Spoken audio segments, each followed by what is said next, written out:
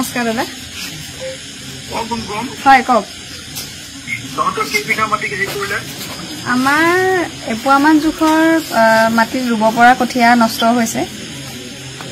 এপুৰা মাটিত খেতি কৰিব পৰাকে কঠীয়া হয় আৰু অকল কঠীয়া নিয়ে কৰিছে না ঘৰৰ মাটি কৰিছে কঠীয়া নিয়ে কৰিছে ঘৰৰ মাটি নাই কৰা আমাৰ আহোম মানুহৰ কিমান কেইটা ঘৰ ভাঙিছে 5 ঘৰ মানহে আছিলে ঘৰ থকা 5 ঘৰ হয় আৰু মানে এনেই খেতি বাতি কৰি থকা হয়তো টোটেল 14 ঘৰ মান হ'ব খেতি বাতি 14 ঘৰৰ তহঁতৰ যেনেকে কঠীয়াখন নিছে আৰু তেনেকে আৰু কিমান মাটি নিছে তেনেকে কচু খেতি আছিলে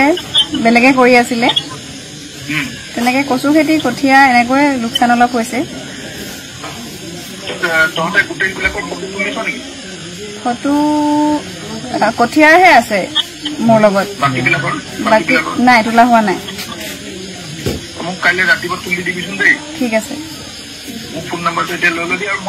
মই ইতিমধ্যে চৰকাৰক ইতিমধ্যে কৈ দিছো যে আমাৰ যিখিনি মানুহ আছে গোটেইখিনি মানুহ মাটি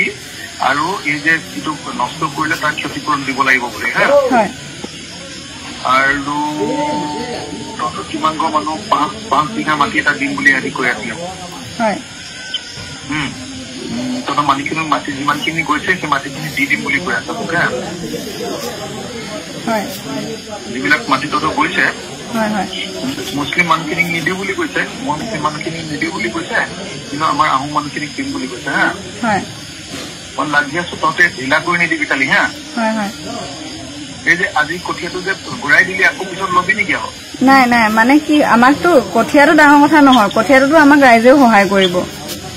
আমাকতো ওচৰ চুবুৰীয়াও সহায় কৰিব কিন্তু কালি যিটো পৰিস্থিতিত আমি সন্মুখীন হ'ব লগা হ'ল সেই পৰিস্থিতিটো বেলেগ পৰিয়ালে যাতে আকৌ অনাগত দিনত যাতে সন্মুখীন হ'ব লগা নহয় আমি সেইটোৱে বিচাৰো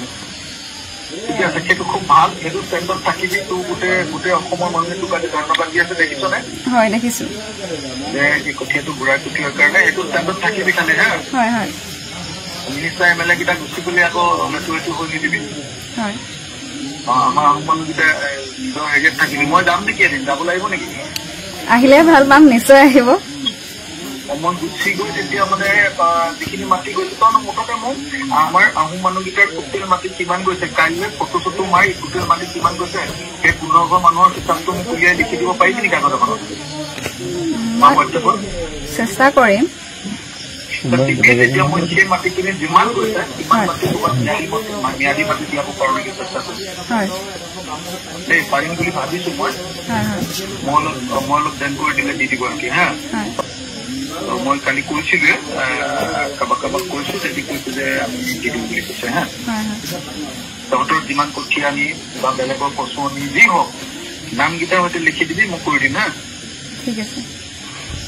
হ'ব